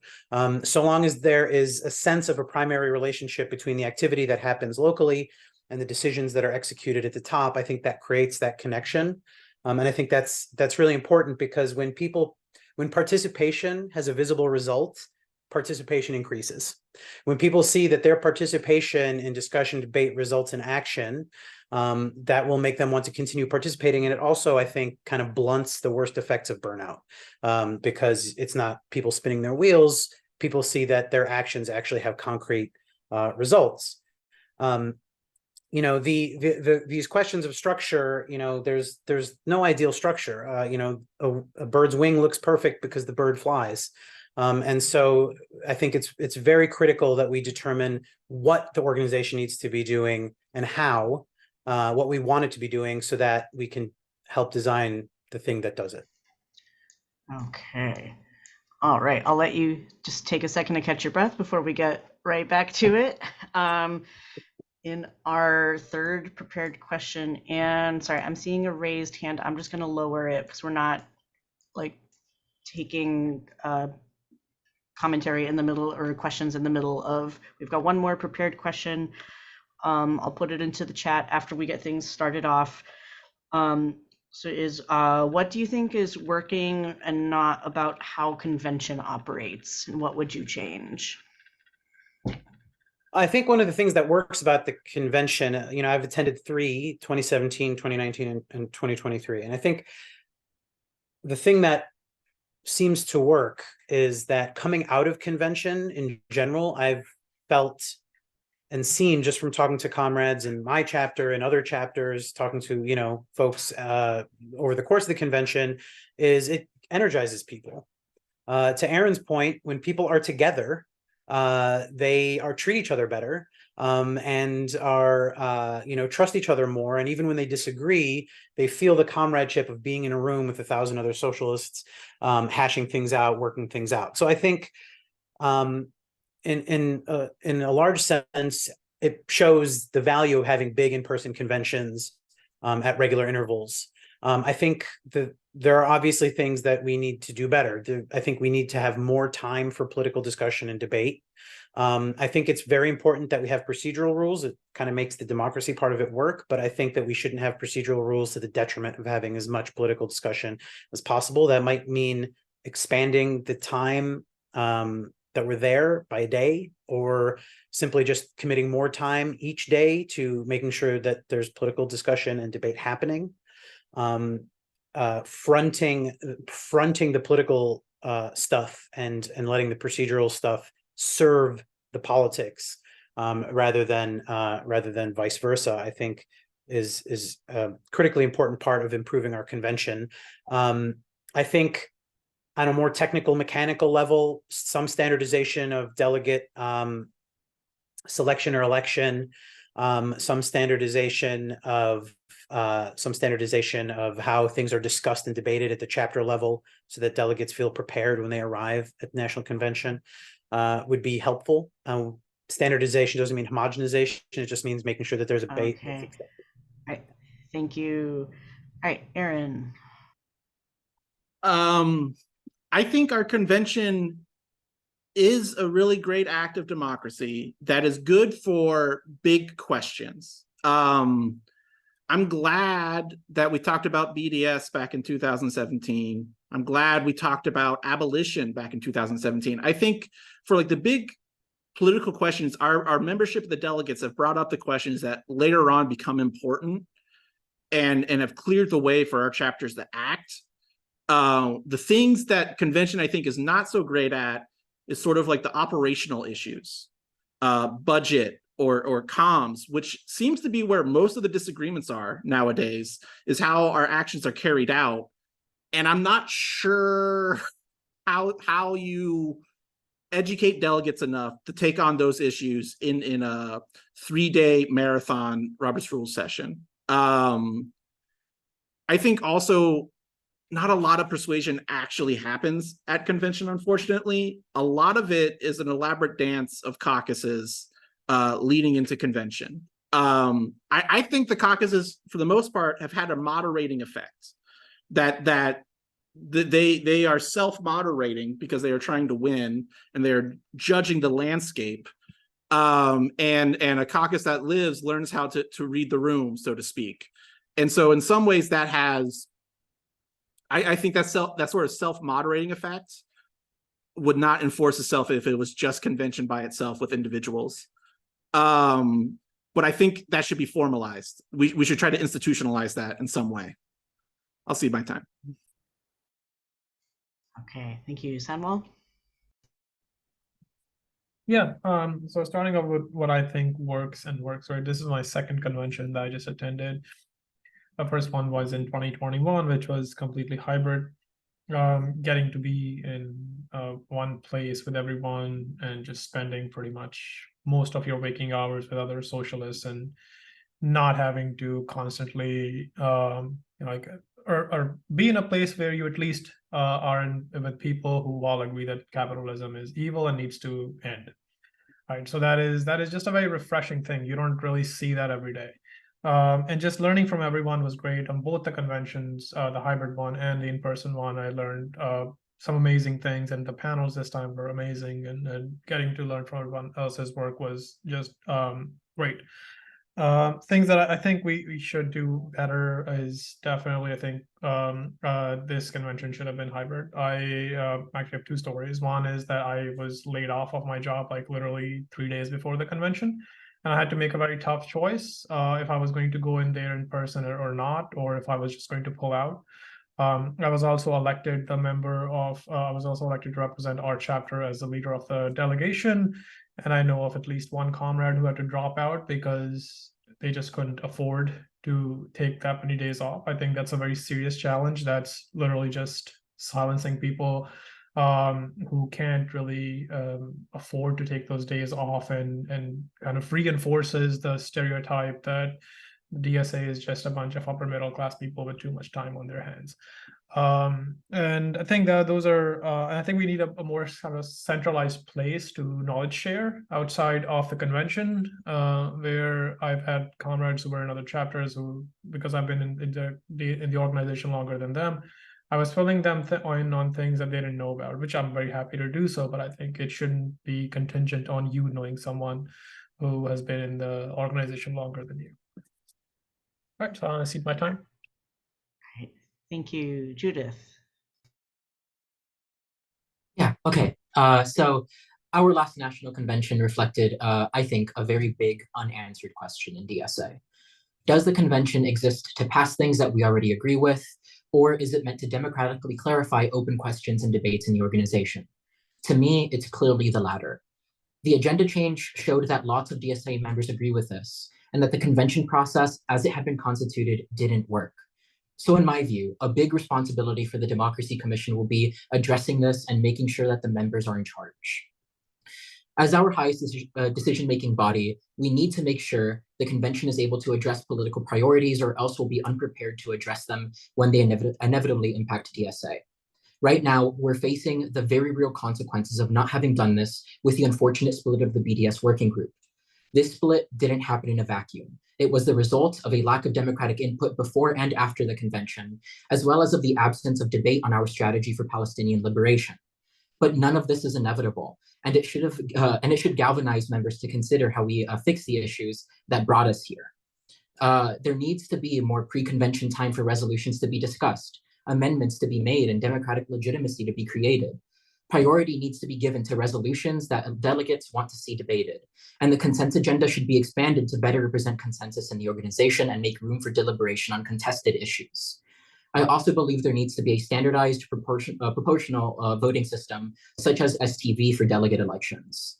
Approval voting, which was used by some chapters to elect their delegates at the last convention, creates majorities that don't represent the full scope of DSA's membership and harms the big tent. With that said, I absolutely don't want to litigate specific chapters because ultimately this wasn't a standard that DSA had set in advance, but I think it should be for the future, and that should most certainly be a part of Democracy Commission's tasks. Yeah, done. Right. Thank you, Justin. Okay, thanks. So I'll push back a little bit on what Judith said about convention not working by pointing out that members organized and took the wheel and decided to change the agenda in a way that more or less worked. I think that's evidence that, you know, we get together at convention, the members are in charge, and they decided what to do. Maybe it didn't work out perfectly for all parties involved, but I think that's an example of how it did work. But I've been to all the conventions since 2017. I've chaired sessions at 2 conventions. I can say unequivocally we've gotten a lot better at running conventions. Open slides was a big part of that. But we can get even better. I think, one, we need more time for debate. I think, you know, I agree with Ramzan. We probably need another day at least. I think we also need to probably cut some of the programming that isn't debate and make more room for the deliberation. Because I mean, we only get to do this every 2 years. And while the panels and plenaries are important, I think we need fewer of them. We need to maximize the time that we're in that room making decisions about how the organization is run. But I also think one thing, I think caucuses have kind of moderated this, as Aaron said, but I think like we get to convention to win our thing more often than not, I'd say. And what we need to do at convention is collectively strategize, and facilitating the process of collectively strategizing is what I think the commission also has to figure out how to do. We need to make it so that it's not about just like winning your shit and kind of packing up and going home if it doesn't work out for you. How do we decide, based on the conjuncture, based on what's happening, what is the best place to put our effort politically as an organization, and then build the buy-in with chapters to do that. All right. Thank you. Vincent. So first, after a year of research, members of the commission may reach different conclusions than those we present here, and I hope that'll be the case. As of right now, I'd focus on 2 things. First, budgeting has to become part of the convention process. We do see price tags, and that's helpful, but really it's only helpful in the context of an overall budget. I wrote an article about the convention that our resolutions are like my children's Christmas or birthday wish lists. I find it helpful to know what they want, and I try to make them happy, but it's still a wish list. The formal budget will express our priorities in a way that unranked resolutions can't. Second, I want to see a formal MPC report with an opportunity for questions, answers, and comments. Since the commission is supposed to do research, I'll mention that this is standard practice in at least some large multi-branch organizations that I've been part of. A formal assessment of the previous term is a way of formalizing accountability, and it's just good praxis. Of course, time is precious, as we were just saying, others were just saying. So adding hours of accounting and accountability will come at the cost of something else. Perhaps some of the budgeting work and reporting work can be detached, and a lot of it held on Zoom before convention to ease the burden. As we head into question and answer, let me take this minute to say thank you. Well, that's not what I was going to say. Just say I think the Socialist Majority Caucus has a great slate, and I ask you to rank us high. At the top of our list is Christian Hernandez from DSA North Texas, whose experience as convention chair, MPC member for 2 terms, chair for a term, as well as local organizing experience makes her an essential member of this commission. With her, we have Nalisa Boudou from New York City DSA, Leslie Chang from DSA Los Angeles, Shane Ruiz from East Bay DSA, and myself from Rochester DSA. And so I want to thank you for considering us, and thank you, Mug and LSC, for putting together this panel, which is so engaging. Thanks. All right. Thank you, Richard. I agree with prior speakers about the good things about convention, that we were able to come together, in a room, sit down, be comradely, and get some things done. And I think one of the most important things that we agreed to do, not just the Democracy Commission, but is we approved the National Activist, recommit ourselves to the National Activist Conference.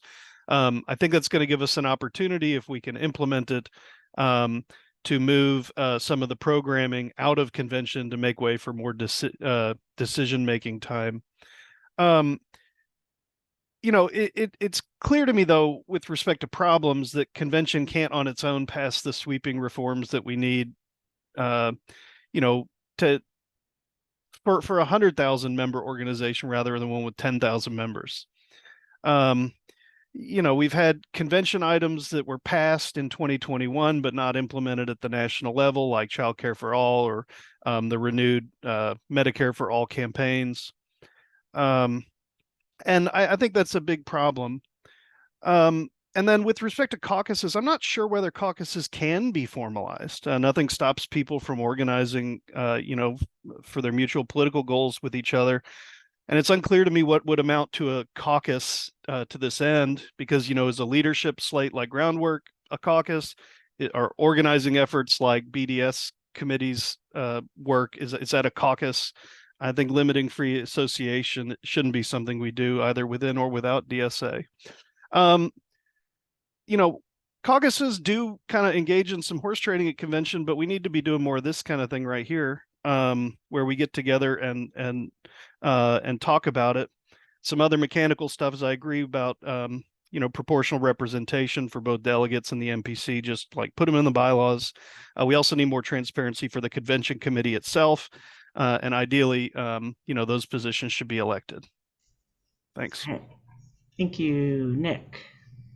Yeah, so I guess at the forefront, one thing I want to say is definitely coming from sort of, I guess, what was an outside tendency of sort of leadership at convention, and being a part of the agenda fight. It felt like an uphill battle just to participate in democracy. The amount of money I had to pay, getting elected.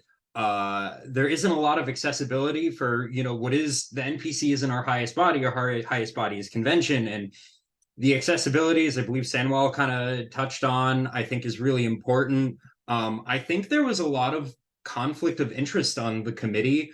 I think that there was a big issue with, and I want to specify, I don't think any of this was like malicious or intentional. I think different tendencies have different priorities and view things in really weird different ways. And I think that the convention committee should not allow both NPC candidates and resolution authors from serving on it. I think there's a lot of transparency there. I think that the convention body was not as multi-tendency as it should have been to kind of safeguard our democracy, and I think convention should be treated as sacred as such. I also have heard a couple comrades talk about sort of the notion of consensus, and I'm fine with consensus if we define what consensus is, because people talked a lot about consensus with the original agenda proposal, but sometimes you don't need consensus, you need to debate. And I get kind of worried with consensus, when are we talking about unity of diversity or unity of self-censorship? Do we get 51% of people and then everyone else has to be quiet? Because I don't think that's healthy. So yeah, I mean, that's just kind of a couple of those things. I think it's really important that we make that body safeguard and transparent more than the NPC. Because if the NPC is fucked for whatever reason, convention is basically our one chance to save our democracy. I yield the rest of my time. All right, thank you, Olivia. So I'm going to sound overly sincere for a second when I talk about what works about convention. And I just want to step back and say, the very fact that we're having conventions and that they look the way they do is such a success. Like, we have nearly 1,000 socialists all in a room together, and you have multiple formations and caucuses and people all trying to argue and organize and whip for the things that they want to do. Like, it's one of the best demonstrations of democracy that some DSA members, including myself, have ever seen in our lives. I fun fact, collect basically everything that every caucus hands out at convention. My fiance says I'm a hoarder. I say I'm collecting memorabilia. It's, we can debate that. But the very fact of convention is an achievement. And another achievement of convention is that we are getting better at it. We are getting better at democracy. And that's really crucial. We sometimes talk about structures in DSA as if members cannot actually improve their ability to engage in a democratic way. And that's not true. We actually can get better at democracy and have better expectations on ourselves for how we engage. Now, that aside, are there things that don't work? Absolutely. And, one of those is we have a fundamental problem of we very frequently make many decisions that you cannot actually carry out ultimately. And then the NPC ends up having to make decisions on what we will actually do or not do.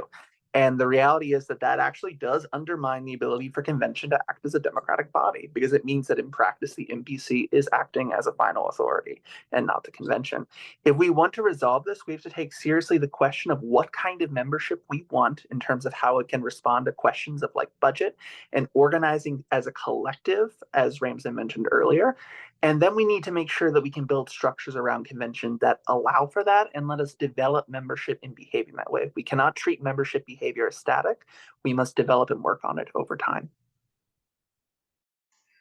All right. Thank you, Sean. Yeah, so I want to echo what Justin said about like the agenda change showed what's working with convention is that like members can have direct interventions in like the democracy of the organization, and the fact that was that was able to be organized and successfully passed is an example of convention working and having a healthy democracy. However, I think the primary motivation behind that was caused by the consensus resolution model, and I'm not against priority consensus resolutions in general, but I think we as a convention need to, as a democracy commission, need to come up with a way in which convention can decide what is a priority. And like we can't, and a problem that was at this convention was that we just passed everything, and that we passed a lot of stuff that we can't implement all of it. And we need to figure out a way in which we can, as a democratic body, as the highest body in the organization, learn to prioritize what we want to be done first and foremost, and what are the priorities of the organization. And that needs to be a core part of the democratic decision making of convention. Additionally, I think I agree with Vincent that we should integrate budgeting more concretely into the actual democratic decisions that convention makes. We're in a budget crisis right now, and that goes back to that lack of prioritization on what the work we want to do. But also, I think in general, and this is something that I pull from YDSA convention, is we should think about having a potentially a little bit longer period in which people can submit resolutions, and those resolutions can be considered. And we should maybe codify that as a democracy commission, so that could allow time for resolution authors to better merge similar proposals together, make a proposal and amendment to another resolution, and just generally avoid the procedural problems that happened with the National Trans Rights Campaign that R&R proposed and then had to procedurally fit back into the agenda. So yeah. Right. Thank you, JC. Okay. So there are a lot of important stuff I want to talk about. Like hybrid is so important. Like I literally got sick after convention. I Connecticut famously had our train derailed. I would have wanted to be in Connecticut, because why would I want everyone to leave? But the agenda fight is literally why I joined LSC. Like it's literally was the reason, because their commitment to membership democracy. But I said in my introductions that about my love for common sense solutions to problems DSA have. And here is one of my favorites: elections. Right now, in DSA, I've gone to 2 conventions. Both have had fights regarding regarding voting methods. How fucked is that? Where in 2021, we literally had a fight going on and on and on about what voting method is better, or I think this one's better, and these people are trying to rig the system, and we have the same, and as was mentioned, we had the same fight in 2023 about, this chapter is rigging their election and blah blah blah, and all of this proceduralism serves to make the organization look petty and squabbling, and I don't think anyone wants this.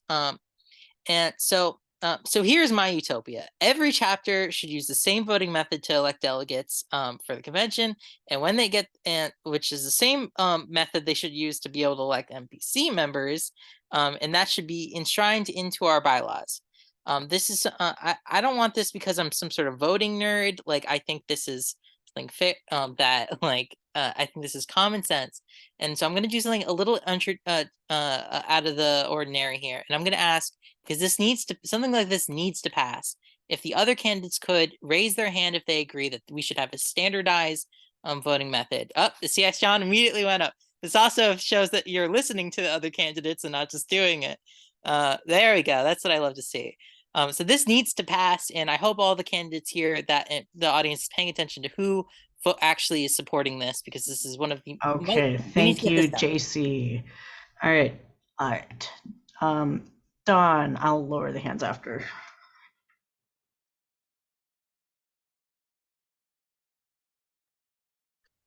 Sorry, touchpad's a little wonky.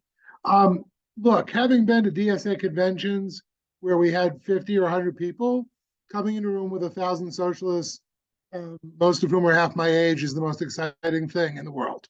I was troubled in a couple of ways. I do think we're getting better. I do think some things got worked out. The fact is, a very important issue that would have been uncomfortable probably for lots of us didn't end up getting debated. We need more time. I was not a delegate, so I didn't get to understand what seems to be a somewhat opaque process of getting to what will be on the resolution floor. Part of this is maybe you have committees that are responsible for that in broader ways, or my union of many years used to subdivide things under subjects, and those committees started meeting. We have technology we did not have back in the day. We ought to use it. I also think there's a need to clarify some important questions of the norms of internal democracy, right? The ability to contact other delegates. For example, I've asked for a list of delegates to contact for this election. Crickets, okay? The ability to communicate with each other, the ability to actually, have a voting system so we all know how we got there, whatever it is, right? And let's not game it. Let's try and make it work. And then, the notion, like the time we talked about, maybe we work longer during the day. I like to party too, but like we got a lot to get done. And also remember, the purpose of this is actually to construct an organization that conquers state power and democratizes the economy.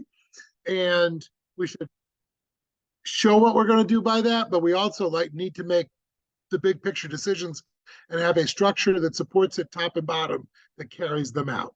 I want to say one last thing that I think is critically important. Whatever the commission comes up with, we need to campaign for on the front end by doing listening. Don, I'm so sorry. We can maybe do some little closing statements at the end. Thanks. All right, Gerard. Yeah, I think the general process is quite democratic and robust in how members participate and relate to convention. I'm sure DSA is probably the most democratic membership-run organization of the scale in the US in a very long time. And I've been involved with the last national convention and was a delegate at the one this year, and also a delegate at the past two NYC conventions. And I think this level of democracy we operate with in DSA really isn't something the vast majority of people ever really experienced in the US especially. But yeah, I think for the national convention this year in Chicago, which I'm realizing was just 3 months ago somehow, it definitely felt like very powerful, as people have said, being there and just seeing the scale of the organization at this time. And I think a lot of the things, I think there was a lot of things that were just kind of like rubber stamp presentations, which didn't feel totally useful to spend a lot of time on in that way. I think more things could have probably gone in the consent agenda to have more time for like strategic and political deliberative proposals. I think that, like, as a kind of an aside, I feel like members shouldn't be collecting the membership information of like thousands of people just to gather signatures. That should probably just be done on a more secure level by the NPC. But I think it was good that, and I think actually also the process of the convention committee could have probably been improved to be more participatory. But I think it was good that we had kind of like a central repository this year, which I think helped with how it was run compared to other years.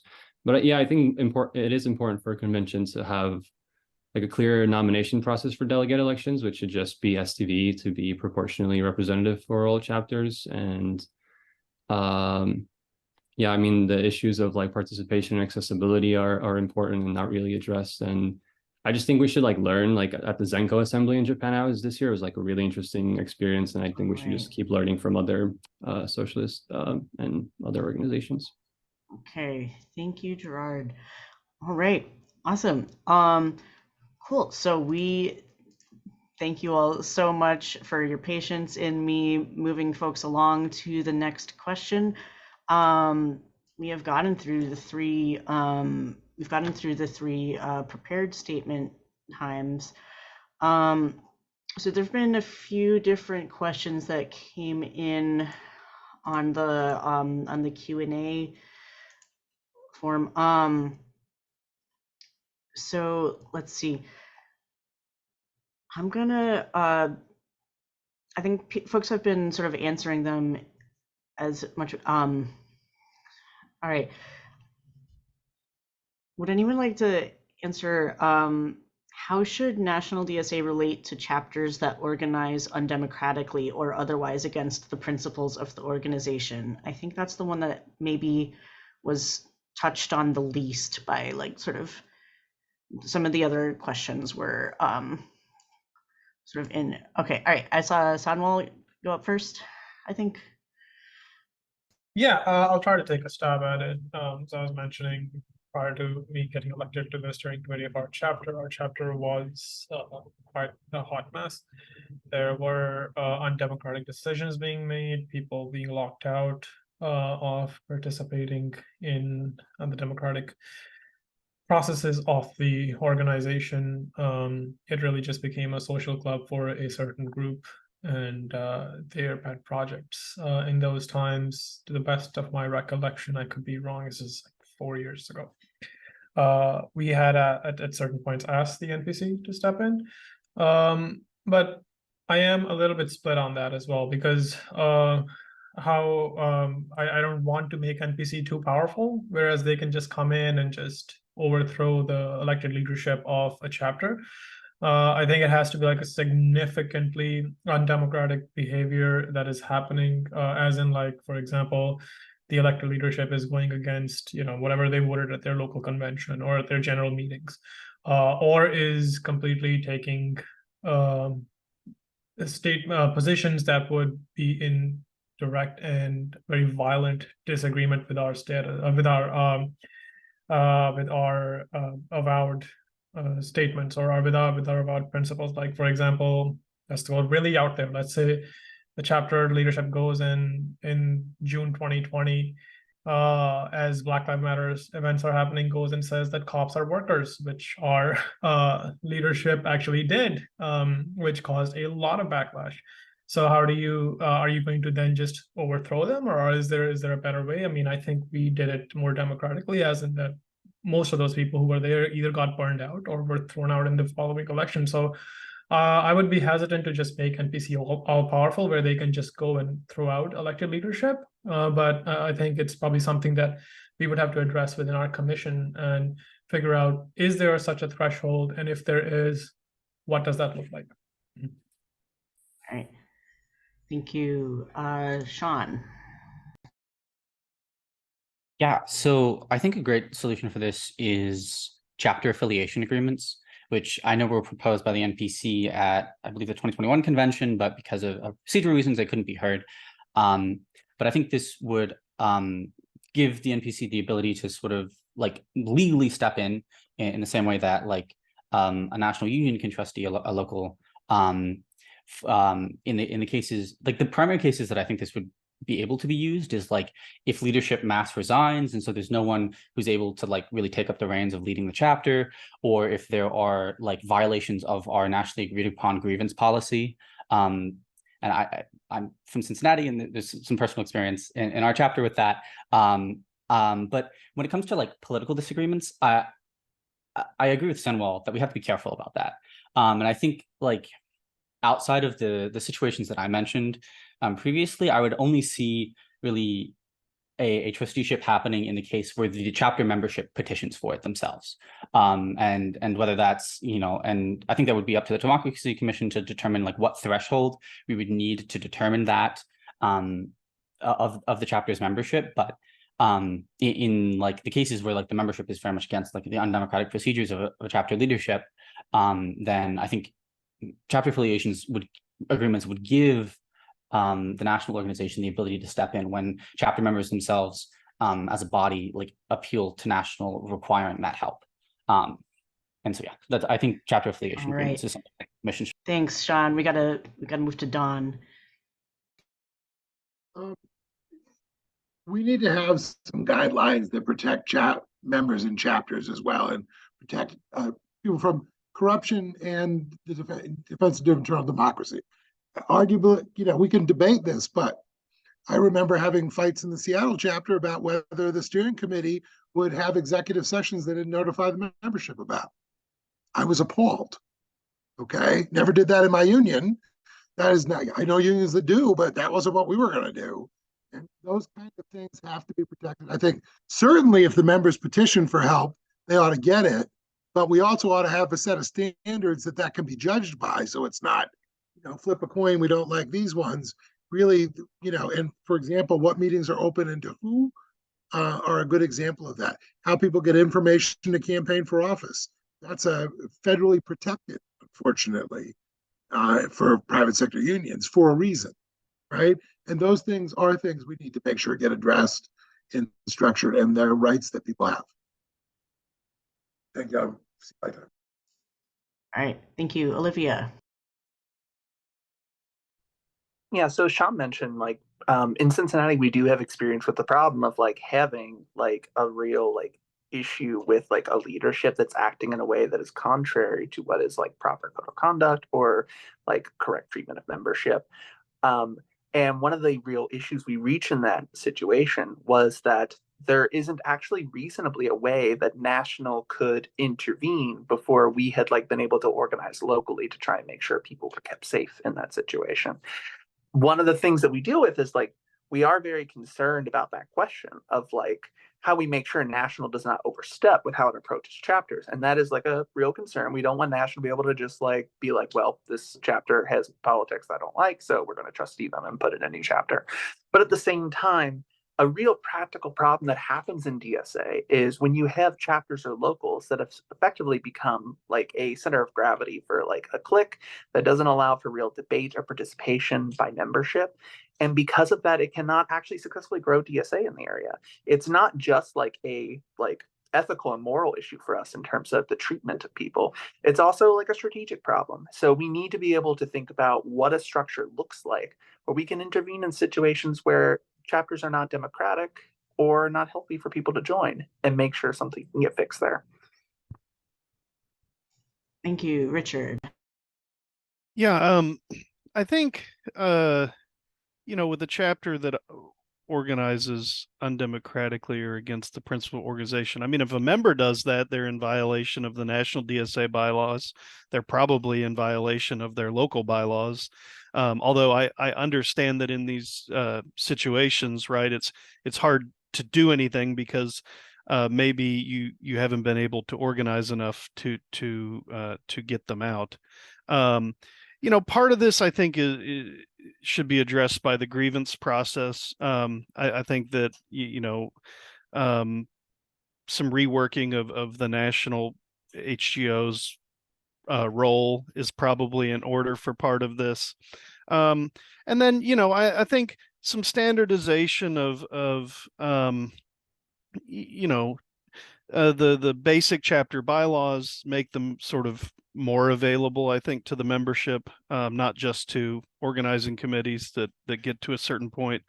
Getting feedback from different chapters on those sort of standard bylaws, and then making sure we have membership standards also enshrined, that chapters need to make sure members are paying dues, these sorts of things. Thanks. All right, Judith.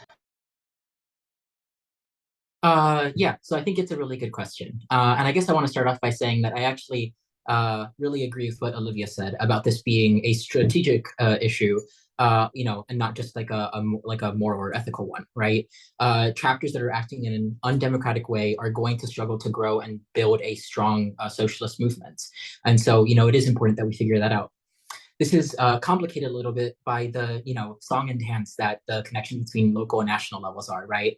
We have in that sense we have to like define what acting in an undemocratic way means, and where it's reasonable for national to step in, which I think is something that the Democracy Commission will have to spend time, especially in its research period, really defining so that we can come up with answers that meet that effectively. I would say that structure matters, right? And this is another place where I think a middle layer of leadership would help, right? A middle layer of leadership, representing chapters that has a standardized voting method and that can't be done in an undemocratic way. That helps us see where things are working and where they're not. But I would also say that ultimately structure can only go so far, and that it's also about having transparency and open debate and the opportunity to actually make decisions and clarify where those decisions are being made. Because people need buy-in and the energy to be able to participate in our democratic structures most fully. We can't just create a structure that does it by itself. There needs to be opportunity for political activity. Yeah. Thank you. And Vincent, last one on this. Yeah, I thought since the Democracy Commission is supposed to be research-based, I thought I'd tell you about something that's going on in one of the major Armenian political organizations right now. The international body really wanted to take over the California body or the Western US body because they have all the assets, they've got a lot of money, and they're politically not seeing eye to eye with the international body. And so they went in and they dissolved the Central Committee, as it's called, the leading body in California or Western US, and they appointed their own leading body. What they didn't know is that the California body had kind of braced themselves for this kind of intervention and had put all of the various assets, a newspaper, buildings, all their wealth in the names of the Central Committee members. Not individually, but corporately, like board of directors or whatever, so that the takeover was a complete disaster. Well, so that kind of thing can happen. Politically sort of calculated takeovers can happen. I think the way to address this kind of thing is that it has to come back to the chapter ultimately. If there's a reason for the MPC to say, you guys are acting undemocratically, then they need to help the chapter act democratically, not to intervene by appointing a caretaker body, but by coming in and saying, hold decent elections and stuff like that. Make it democratic. Right. Thank you. All right. Thank you. Okay. So thank you.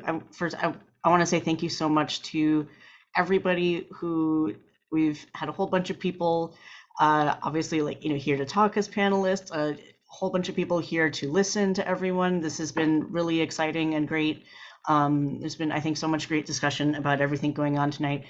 So I just want to go through, keep very, very brief little last sentence that everyone, if you want to get your little closing statement out.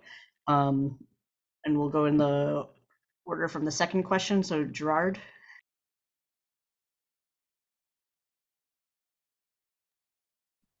Yeah, well, first of all, thank you for actually organizing this. I think it is true that I feel like this is the kind of thing that the NPC should really be organizing for this sort of election.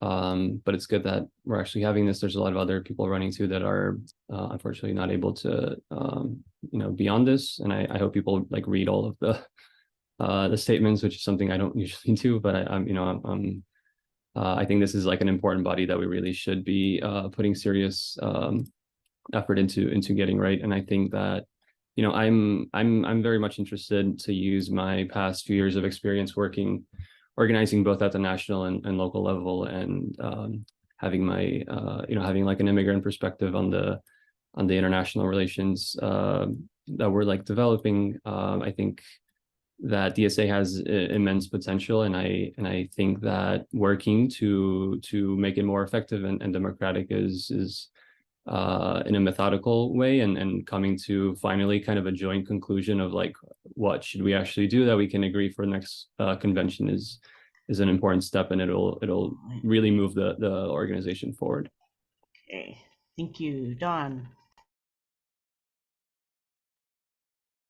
So my intent, if I have the privilege of serving on this commission, is to A, strive to find the common ground that moves the ball down the field, because the absolute worst decision would be to get deadlocked at a convention again and do nothing. There is far, far too much at stake. And our enemies actually are now using guns. Like, we need to be very serious about that. No joke. If I am part of the commission, part of the work I'm willing to do is to ride out to Arizona and New Mexico, to reach out to the other to chapters. I think we should all be part of what we do some listening, and then when we're done with something, be going back to people and campaigning for that, so we have a chance of passing something and we have a deep discussion. Because if people own whatever we come up with, even if it wasn't exactly what they wanted, we'll have a structure we can win with. And we need to win. The entire planet is now at stake. That was not the discussion when I joined the organization 40 years ago, but that is the discussion, in fact, now. All right. Thank you, JC. All right. So this is a very sad moment because this has been a very fun experience, as all DSA experiences are. So I just want to say that, as you saw with my previous statement, that I am interested in getting things that will pass the Democracy Commission, and that I'm interested in getting things that are going to pass the convention. I have a history of putting in common sense solutions, and I want to see but I keep an open mind, and I want to make sure, and I'm happy to work with people of all sorts of ideologies and stuff. I would ask that, as we saw, a lot of people here have pretty good ideas, and ideas that I think are similar to mine. And I would ask, but I would ask that people who are attending this event, please rank me number one, because I think that I do a lot of good work, and that I think that if I get on, I will fight hard to make sure that the Democracy Commission is productive, and get something that will actually, pass through. 2/3 is no joke. All right. Sorry. Thank you, JC. All right, Sean. Yeah, so thanks again for putting on this panel. And I just want to say something that we didn't talk about before is, as a YDSA member who's involved in both my local YDSA chapter and YDSA National, if elected, I want to make sure that YDSA is involved in all of the things we talked about during this panel, as well as anything that we come through with the research phase going into the first year of the commission, and making sure that we strengthen and bring in new cadre youth organizers into the organization in DSA. And so if you like anything I've said on this panel, and my vision for the organization and Democracy Commission, please rank Sean B number one, and also check out the rest of my Red Stars slate candidates. Since Red Stars endorsed me, make sure to check them out. They have a very similar vision that I do. And thank you all so much for being here. This was a really great panel. Thank you to LSC and MUG. Yeah, I hope everyone has a great night. Thanks, Olivia. Thank you so much for this panel. I love talking about democracy, as everyone who talks to me regularly knows. It's very important for me to just point out that the role of democracy in DSA is fundamentally instrumental. The point is to take our membership, who come in from different walks of life and experiences, and with them create a collective working class subject that can achieve socialism in the future. That is the purpose of having democracy in DSA. It is about developing our membership into an agent that can achieve the future we want.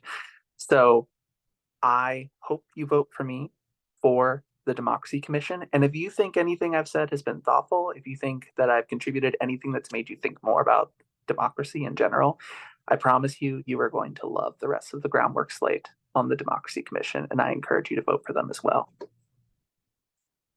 Thank you, Nick. Yeah, so I want to start by, I want to shout out the people who helped put this panel together, along with me, JC, and particularly I want to give a shout out to Tom and Connell, who are also running for Democracy Commission, and took the time to sort of do the back end instead of sort of present themselves. I really think you should vote for them, and you should check out the first Nuts and Bolts panel where Tom and Connell both kind of give their perspectives. I also want to say, and like, I agree with Liv, I think that we are in a position where kind of we're practicing democracy in a country that doesn't really have one. It claims to, but it's not really a functional democracy. And I think that in itself, it can be kind of boring and nerdy when we're talking about structure, but that in itself is a very radical process. And I don't think we should forget that. If you are interested in talking to me, you can find me in Woods on Fin on Twitter.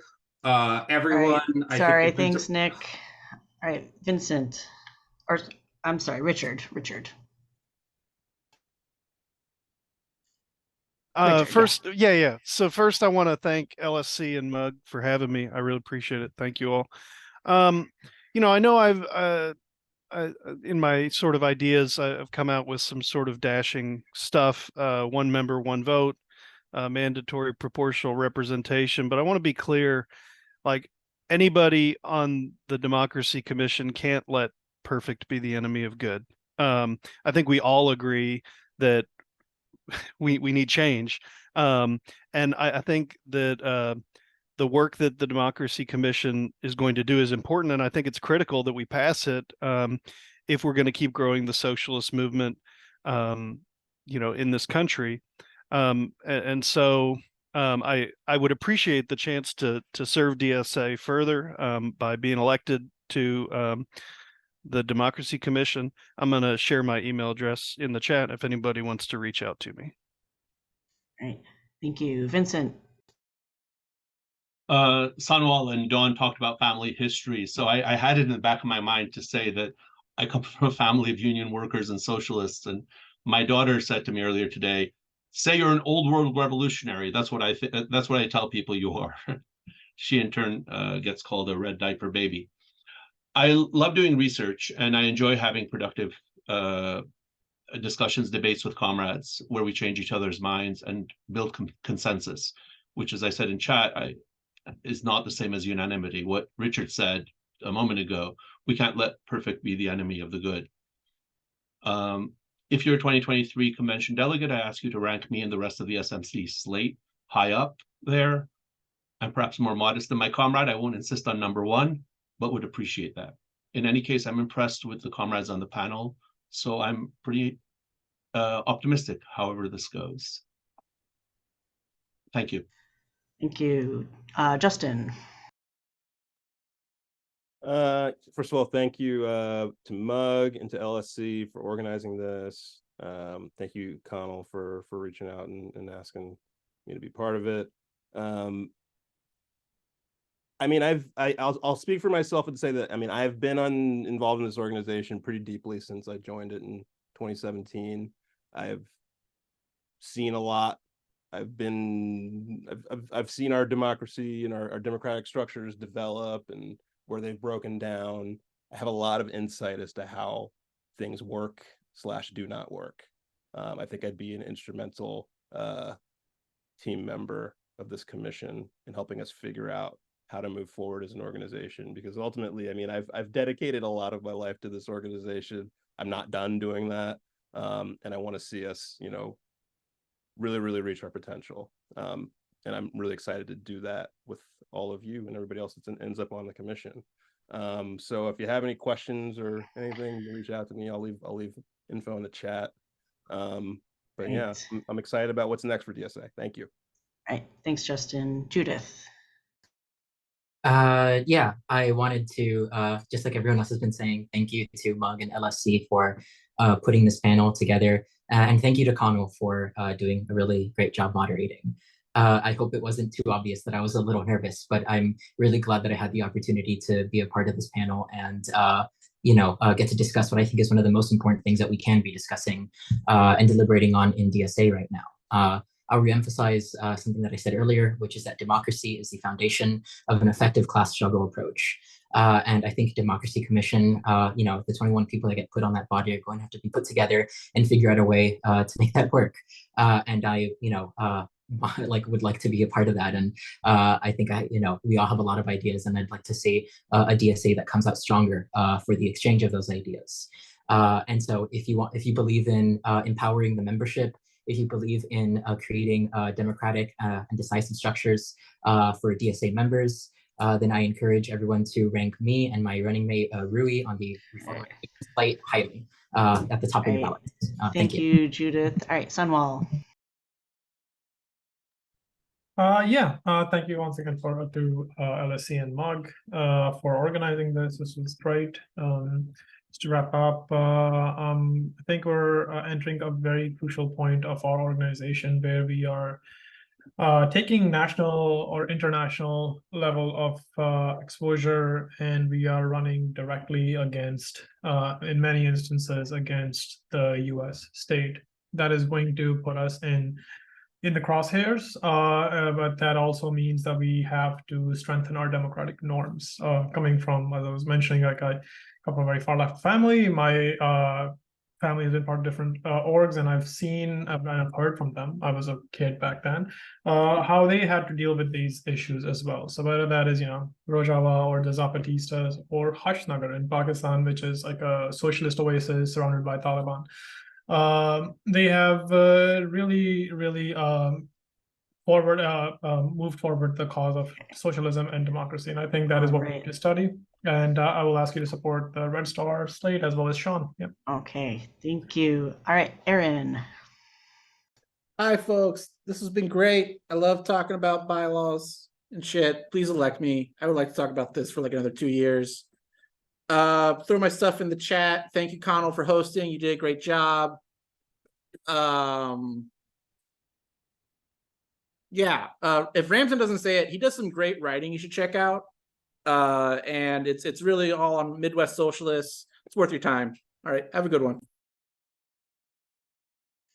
All right, Ramson, it's all yours. Thanks, Aaron. You just saved me about 5 seconds of my closing remarks there. Thank you, everybody. So many different issues and problems and potential solutions came up today. Things I've seen in our local chapter and chapter I've worked with across the country. I think taking the spirit of asking these questions and investigating solutions with an open mind is going to be a really exciting and important part of the work of this commission. It's the spirit that the resolution was proposed and passed with the support of Bread and Roses at the last convention. So I just want to make the pitch, ask you all to vote for myself and my running mates, Francis, Danny, and Riley at the top of your ballots. And just, really look forward. I really hope I get to work with you all for the next 2 years. This was really valuable, and I want to thank Mug and LSC again. This was great. All right. Thanks so much, everybody. Thanks for your time, your questions, your answers. People have put their contact info in the chat. Join the DSA forums, get on there, talk to other people. It's gonna be a good time. And please, whoever you're ranking, just make sure you vote. If you're a delegate, talk to the other people in your delegation, remind them to vote. I think a lot of people, it's hard when it's so far after a convention. We want to make sure people are voting in this. So, all right, have fun, everybody. Have a good night.